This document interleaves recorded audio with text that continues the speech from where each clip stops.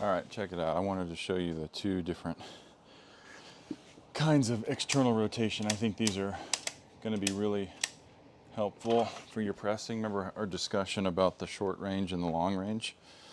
So this one would be an example of kind of a little bit more longer range because it's hardest here.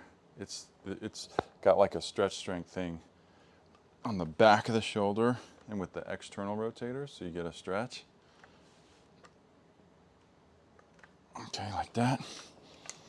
This is the one that you want to build up to somewhere around 10% of your max bench is a good benchmark. You see, like right here, there's no tension. Right here, there is tension. So this is what signifies it as kind of, or not no tension, but there's a lot less tension. Or excuse me, a lot more tension. So there's relatively less tension at the top, more tension at the bottom.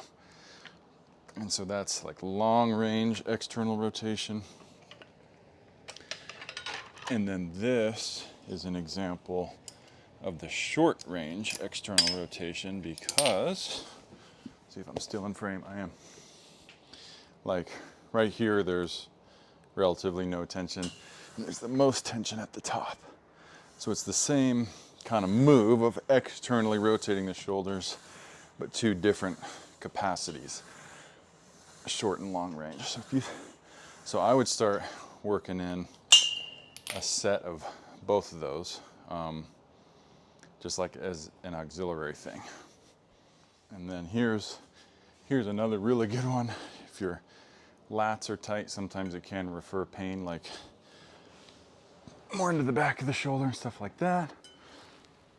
So some type of pullover is recommended. You could do this on a bench. You don't have to use this curved bench, even though this makes it a little easier and a little more comfortable. You can still get some good results on a regular gym bench. I think we did these together once when we were at Bragg.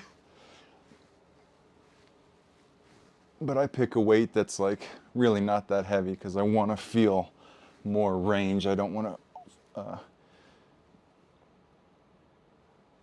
back off of the stretch feeling because the weight's too heavy.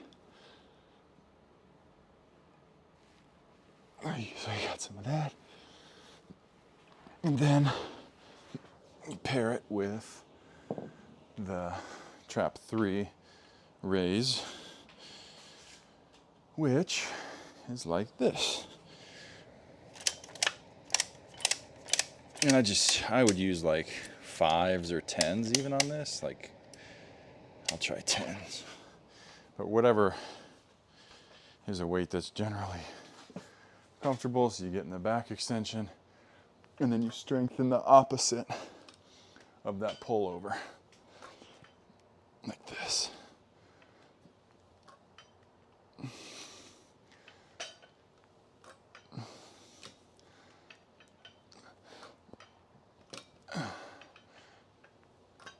Yep. All right, and then lastly, we got the eccentric only ring chin. So I like to, assist myself to the top. Oops. I go like this with my legs. And just slowly 1, 2, 3, 4, 5. Control the weight down all the way. Then relax.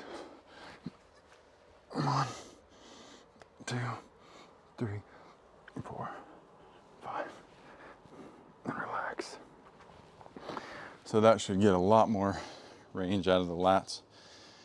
And then what I pair with that one, because that helps get some mobility overhead, that kind of opens up the top end of your shoulder press. So do make sure you do like a vertical shoulder press. I got my fists like right over my shoulders, trying to do absolutely full range at the bottom.